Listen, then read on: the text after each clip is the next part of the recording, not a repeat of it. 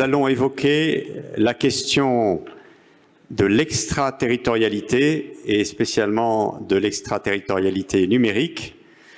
Et pour ceci, j'accueille Monsieur Raphaël Gauvain. Monsieur Raphaël Gauvain, bonjour. Merci d'avoir accepté notre invitation.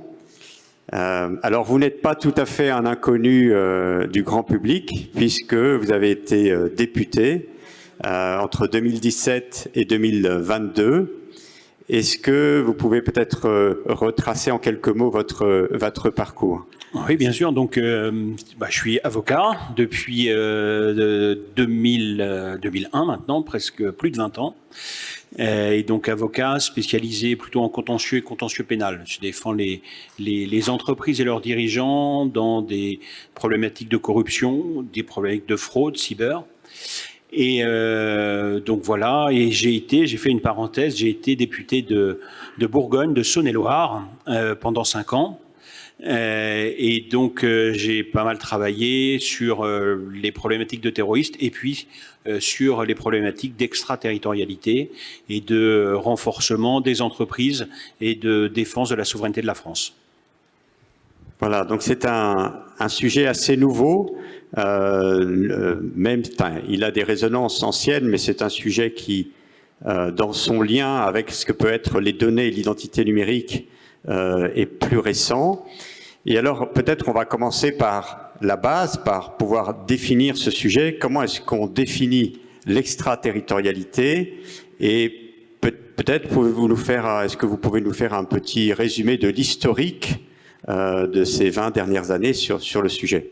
Oui, alors l'extraterritorialité, en fait, c'est assez simple. C'est un État qui applique sa loi. Le principe, normalement, c'est que la loi s'applique sur le territoire de l'État. Et là, l'extraterritorialité, c'est l'État qui applique sa loi au monde entier. Et on en a eu une illustration très forte. Enfin, c'est de là qu'est venu, alors, je sais pas, mais en tout cas, les problèmes, c'est l'usage qu'en a fait nos amis américains, et notamment à notre rencontre, dans 2 domaines essentiellement, qui sont la lutte contre la corruption et les sanctions. Donc vous vous souvenez peut-être, dans les années 2010, 2014, l'affaire BNP Paribas, où la banque française est poursuivie par les autorités américaines pour des violations de lois américaines à Cuba. Et la banque est condamnée à près de 10 milliards de dollars. Autre affaire très connue, Alstom, où là, entreprise française, pareil, qui a des contrats publics en Asie. Il y a une problématique de corruption. Et donc, elle est poursuivie non pas par les autorités locales, non pas par les autorités françaises, mais par les autorités américaines en 2014. Donc, et puis, autre exemple très connu, c'est l'Iran, où là, c'est les autorités américaines qui décident à ce que les entreprises étrangères, notamment les entreprises européennes ou françaises, n'ont pas le droit de travailler en Iran. Et les sanctionne très durement, et ce qui a conduit notamment en 2018 aux entreprises françaises, les entreprises européennes, face à la crainte de poursuites et de sanctions, donc d'application de ces lois extraterritoriales, de quitter l'Iran. Donc voilà, l'extraterritorialité, c'est ça. Merci Raphaël. Alors, on le voit, on a une situation avec un certain nombre de points d'interrogation, puisque quand on regarde ces affaires que vous mentionnez, on découvre que les liens de rattachement au territoire, si je puis dire, peuvent être la monnaie utilisée, peuvent être la cotation sur une place boursière, ça peut être la citoyenneté, ça peut être d'autres critères encore. Et depuis 2016, on constate aussi l'arrivée en force de la question numérique dans l'extraterritorialité. Et en 2016, il y a un rapport de l'Assemblée nationale, donc juste avant votre arrivée. Depuis lors, 8 ans se sont écoulés et nous avons donc de nouvelles lois à portée extraterritoriale. Nous avons le Cloud Act américain, nous avons le GDPR en Europe, nous avons certaines lois sur le secteur bancaire qui s'appliquent sur le secteur bancaire aussi à portée internationale. Qu'est-ce que ces évolutions marquent pour vous, notamment donc depuis 8 ans? Alors, ce qu'on peut dire depuis 8 ans, donc il y a eu, en fait, il y a eu 2 rapports à l'Assemblée nationale. Il y a eu un premier rapport donc en 2016 qui a été fait juste après les affaires BNP et Alstom. Et moi, j'ai conduit un rapport ensuite, donc c'était en 2019, sur l'extraterritorialité. L'objectif, c'était d'essayer de faire un état des lieux de la menace, et notamment de cette problématique du Cloud Act, et puis d'essayer de proposer, de mettre en œuvre des solutions. Ce qu'on peut dire, ce qui s'est passé depuis donc 6-7 ans, depuis en fait 2016-2018, c'est là où la France, et puis aussi sans doute au niveau européen, on commence à prendre conscience du problème et de la menace de cette application extraterritoriale et notamment de cette menace américaine contre nos entreprises. Et donc, alors, la première réaction est plutôt défensive, la première, tant en France qu'en Europe. Tant en France qu'au niveau européen. Et donc, 2016-2018, donc il y a cette prise de conscience. Et donc là, il y a des premières mesures qui sont mises en place, notamment en France, avec en 2016 ce qu'on a appelé la loi Sapin 2, qui nous a permis, il faut le reconnaître, sur les problématiques de lutte contre la corruption, parce que ce que nous reprochaient les Américains, c'était de dire oui, donc on applique la loi extraterritoriale, mais parce qu'en réalité vous faites pas le travail. Et donc, si on sanctionne si durement les entreprises, c'est parce que vous, de votre côté, vous faites pas le travail. Et donc, on a adopté cette loi Sapin 2 qui nous a permis de nous remettre à niveau. Et il faut reconnaître que depuis cette période 2016-2018, on a réussi, la France a réussi à retrouver sur ces questions-là de la souveraineté. Après, reste le problématique, la grande problématique, et qui est devant nous, c'est la problématique des sanctions. Et ce qui se passe depuis 2016, d'abord, il y a une accentuation au niveau américain, on l'a vu tout à l'heure avec l'histoire de l'Iran, et surtout, il y a l'arrivée d'un nouvel acteur, c'est la Chine, qui, en 2019-2020, a adopté un certain nombre de législations, également à portée extraterritoriale, avec des paquets de sanctions.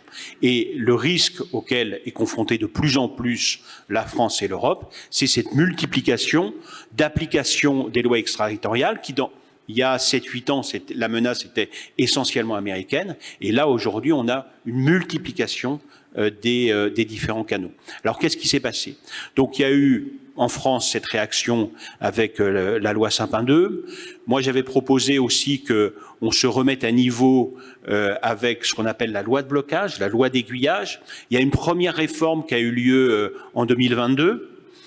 Il se dit, alors c'est une réforme qui n'avait pas de portée législative, qui était uniquement par décret, qui a permis de réorganiser les services, notamment Bercy, dans une meilleure application de cette loi de blocage. Il se dit qu'il y aurait en juin, avec ce qu'on appelle peut-être une loi Macron 2, et donc il y aurait d'autres dispositions pour aller plus loin dans la réforme de cette loi de blocage, qui à mon avis est importante. Et puis après, il y a eu... Cette loi de blocage, qu'est-ce qu'elle fait exactement? Alors, le principe de cette loi de blocage, c'est qu'elle nous protège contre, notamment sur des transferts de données. Si, par exemple, une autorité publique étrangère, je vais prendre un exemple très concret, un tribunal américain ou un procureur américain demande directement à une entreprise française, dans le cadre d'un contentieux, de lui transférer un certain nombre de données, et notamment de la donnée digitale. Et l'entreprise française, en fait, se retrouve seule face aux autorités publiques américaines, avec des sanctions, si elles ne s'exécutent pas, qui peuvent être extrêmement, extrêmement importantes. Et la loi de blocage, elle est là pour dire, vous n'avez pas le droit de vous adresser directement à l'entreprise française. En tout cas, l'entreprise française n'a pas le droit de répondre directement aux autorités publiques américaines. Il faut passer par les voies de la coopération judiciaire internationale. En fait, plus qu'une loi de blocage, c'est plus une loi d'aiguillage pour obliger les autorités publiques étrangères de passer par les voies de la coopération judiciaire internationale. Et là, il y a une meilleure protection, notamment dans la proportionnalité des demandes, dans la qualité des données qui sont données, et donc notamment dans un monde où, en matière judiciaire, la preuve est de plus en plus numérique. Il y a 20-25 ans, moi quand j'ai commencé en pénal, la preuve, c'était des officiers de police judiciaire ou un procureur qui venait dans une entreprise et qui venait saisir l'agenda, papier, les classeurs, papier. Aujourd'hui, tout ça, c'est terminé. Aujourd'hui, c'est les officiers de police judiciaire, ils viennent toujours, mais ils viennent directement voir le responsable IT et ils saisissent, ou en tout cas, ils font une copie du serveur et ils font la copie de millions de méta de données et après, ils vont voir et ils exploitent. Donc c'est l'accès, la grande différence en fait, et la grande problématique qui se pose par rapport à ça et par rapport à votre question, c'est ça, c'est qu'aujourd'hui, en matière judiciaire, on est passé de la preuve papier à la preuve numérique. Et aujourd'hui, la preuve est totalement numérique. C'est le magistrat, il va aller regarder les échanges d'emails, même les échanges sur WhatsApp. Voilà, la preuve est totalement numérique. Alors, juste pour reprendre déjà les deux éléments que vous nous avez dit, puis pour aller un peu plus loin. Donc, premier élément, la France se dote de la loi Sapin pour aller dans le sens du droit international, qui est une motivation pour déclencher ces procédures de lutte contre la criminalité financière et donc ces procédures extraterritoriales. Et donc, ça donne un volet supplémentaire à la France pour être souveraine sur le droit sur ces sujets de criminalité financière. Deuxième donc mesure, cette loi de blocage aiguillage qui permet de faire face à des procédures de discovery du droit américain qui seraient abusives Exactement. dans les entreprises françaises. Et puis alors, vous l'avez dit tout à l'heure, il y a aussi des mesures ou des débuts de mesures au niveau européen. Alors au niveau européen, oui. Alors il y a eu aussi dans ce mouvement 2016-2018, parce qu'il n'y a pas que Alstom et BNP Paribas qui se sont fait rattraper par les Américains. Il y a eu aussi des entreprises allemandes, italiennes, etc. Et donc, il y a eu un début de mobilisation, notamment franco-allemand, dans les années 2018-2019, pour mettre en place, au niveau européen, des directives, en tout cas un paquet réglementaire anti-coercition économique. Et notamment, il y avait une grande mobilisation du côté allemand parce qu'à l'époque, il y avait des problématiques sur Nord Stream 2. Vous savez, c'est ce pipeline qui relie la Russie, enfin qui devait relier la Russie à l'Allemagne et sur lesquels les Américains faisaient pression pour que les Allemands ne le fassent pas. Et donc, il y a eu cette mobilisation du côté allemand. Mais il faut dire que ce qui s'est passé l'année dernière, ou maintenant il y a 2 ans maintenant, avec la guerre en Ukraine, a totalement rabattu les cartes, parce que du coup, l'ensemble des pays européens se sont réalignés du côté américain, notamment toutes les problématiques de sanctions également, où il pouvait y avoir des distinctions, des différences entre l'Europe et les États-Unis. Les alliés se sont réalignés, et ces problématiques de lutte contre la coercition économique sont passées un peu aux oubliettes et sont pour le moment mises de côté. Et ça, on parle du projet de directive e-evidence. Alors, e-evidence, c'est encore autre chose. Ça, c'est encore autre chose. Ça, ce qui a été, alors là, pour le coup, ça a été adopté en août dernier. Ça doit rentrer en application. Donc, il y a un paquet. Donc, il y a une directive et aussi un règlement. Et là, c'est pour essayer d'organiser les choses. C'est un peu une réponse au Cloud Act. C'est pour essayer d'organiser les choses en matière d'accès à la preuve numérique et d'essayer de réglementer tout ça. Parce qu'en fait, toutes ces problématiques d'extraterritorialité, où chacun, la Chine ou les États-Unis, appliquent au monde entier leurs lois, la meilleure réponse face à ça, c'est de s'organiser au niveau international. C'est d'appliquer les conventions internationales. Ce qu'on a fait pour Sapin 2, c'est exactement ça. C'est-à-dire que on met en place, nous, une législation, et puis on s'entend avec l'Angleterre et les États-Unis pour se coordonner au niveau international. La meilleure réponse, c'est celle-ci. Après, c'est pour ça que on parlait tout à l'heure défensif, offensif. La meilleure réponse, c'est celle-ci. Après, si on n'y arrive pas, c'est là où, à mon sens, il faut adopter des législations ou des réglementations à vocation offensive pour pousser les autres à se mettre autour de la table et à s'entendre. Et c'était l'une des propositions que moi j'avais fait dans mon rapport sur les problématiques de cette réponse au Cloud Act, c'était d'étendre la proposition dont vous avez parlé, le RGPD. Donc le RGPD, c'est au niveau européen, on protège les données personnelles. Et donc c'était d'étendre cette protection des données personnelles aux données de l'entreprise. D'accord, merci. Alors, il y a quand même des pratiques extraterritoriales assez questionnables qui ont augmenté ces dernières années. Alors, je voudrais prendre juste un exemple, c'est l'affaire des polices chinoises qui sont censées, donc d'après les Chinois, assister les membres de leur diaspora, d'après plusieurs pays occidentaux, de contrôler ces membres-là et donc de faire fi de l'autorité policière et judiciaire des territoires sur lesquels ces personnes résident. Qu'est-ce que vous pouvez nous dire, par exemple? Ça, c'est un phénomène auquel on a assisté, et qui montre l'offensive sur ces terrains-là de la Chine. Donc, c'est un pas supplémentaire dans l'extraterritorialité. C'est-à-dire que là, on va pas seulement, l'État étranger va pas seulement appliquer la loi au monde entier, mais va envoyer des policiers, des enquêteurs sur les territoires étrangers pour enquêter et pour mettre en place et pour faire respecter leur propre législation. Alors, bien entendu, vous l'avez dit, tout ça est, enfin, en tout cas, sur le territoire de la République en France, est totalement interdit. Sur le territoire de la République, qu'on soit français ou étranger, la seule loi qui s'applique, c'est celle qui est votée par le Parlement, et ceux qui sont chargés de la faire exécuter, c'est sous l'autorité du gouvernement, les forces de police et les magistrats. Et même, enfin pas à mon sens, mais j'ai pas le délit en tête, mais si il y a des enquêtes judiciaires chinoises qui sont conduites directement sur le territoire français, je pense que on pourrait trouver une incrimination pénale pour sanctionner ça. Après, il y a, et on en revient à ce qu'on a dit tout à l'heure, il peut y avoir la coopération judiciaire internationale.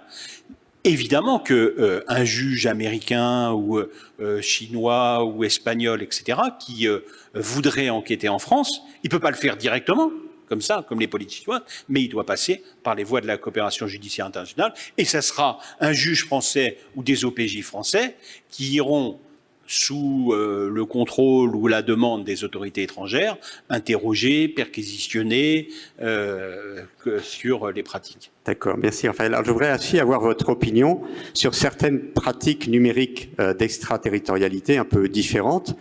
L'une, par exemple, c'est celle de l'Estonie, qui permet à des personnes ne vivant pas sur son territoire de souscrire des identités numériques estoniennes, d'avoir une carte de résidence économique, d'ouvrir un compte en banque, pour certains d'entre eux d'ouvrir des entreprises et fonctionner totalement à distance.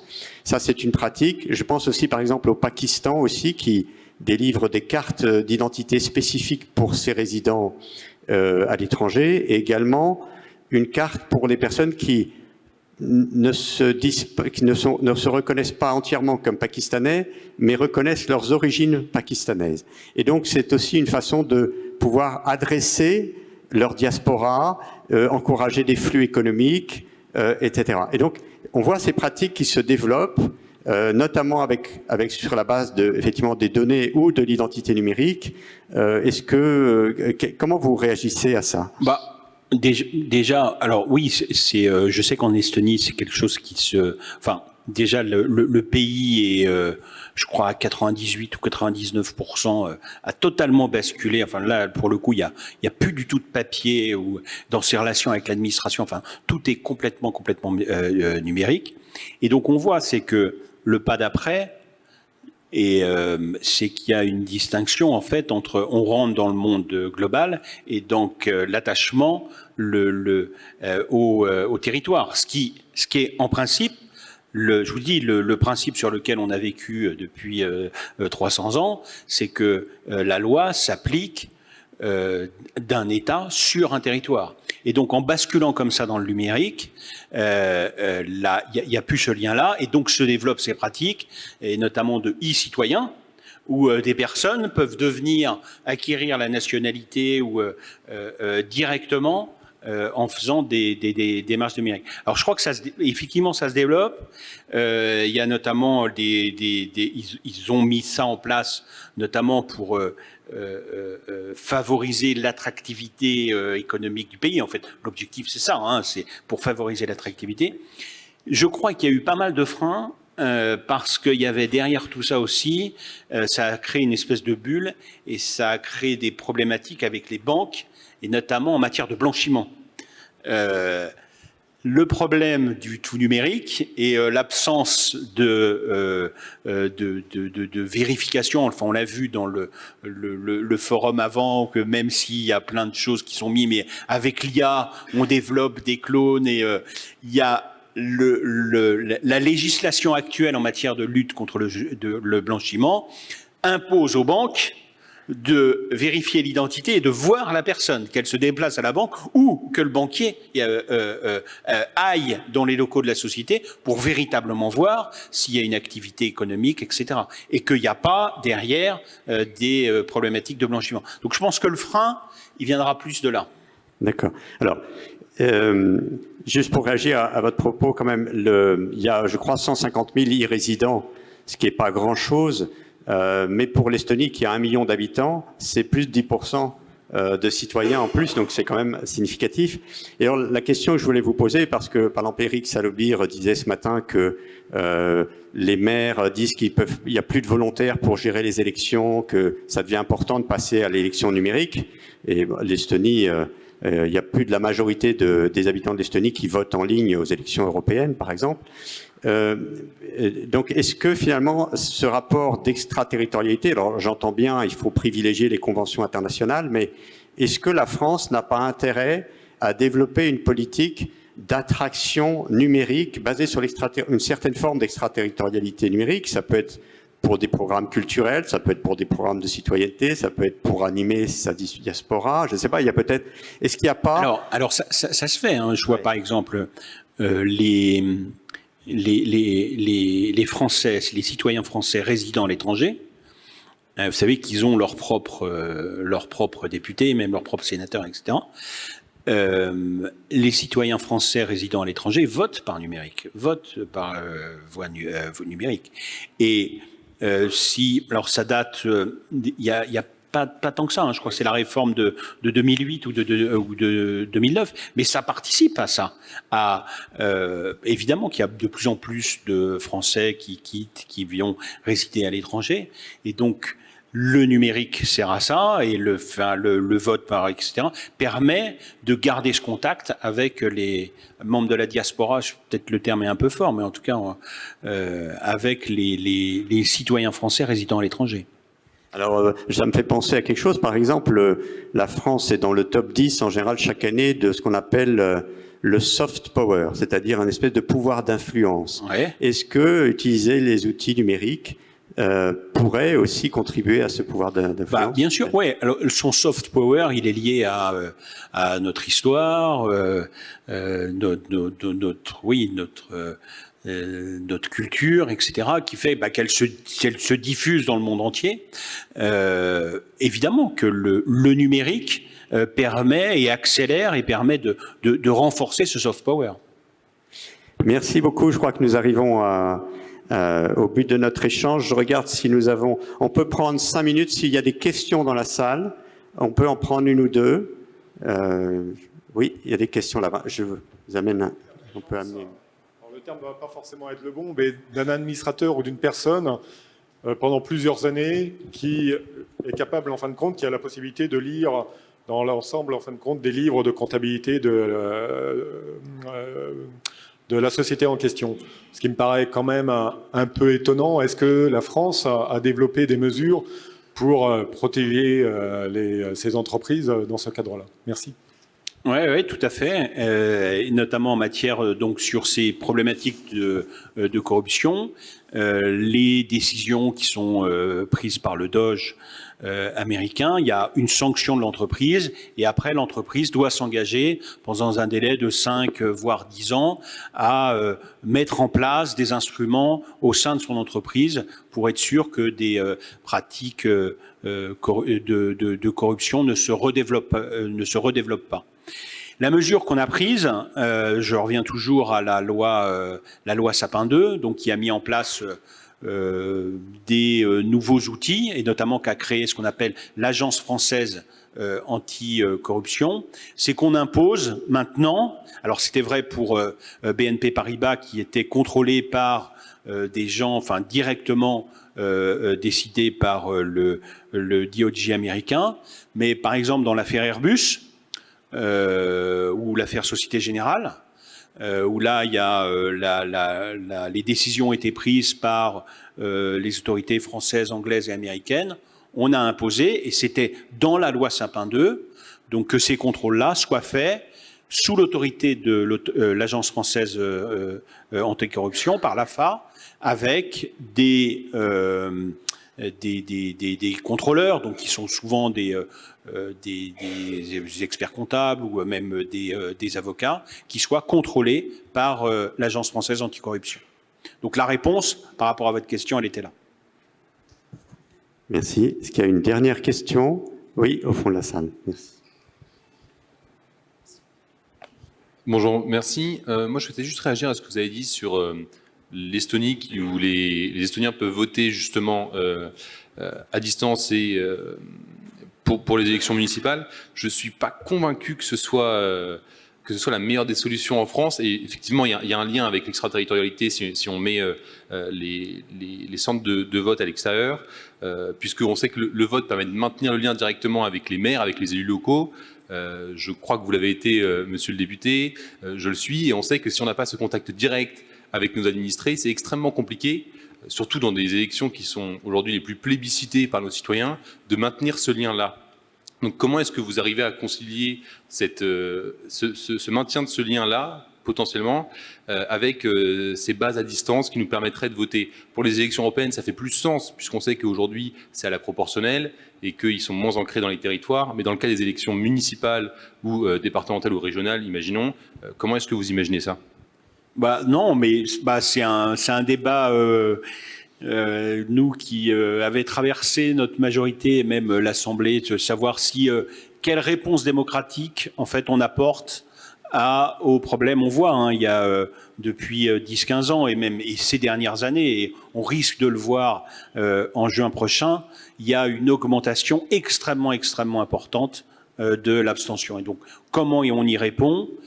À titre personnel, je pense que l'une des réponses, c'est de faciliter le droit de vote et donc de permettre ce vote à distance. Je pense que ça serait très compliqué de permettre le vote à distance que pour certaines élections et pas pour d'autres.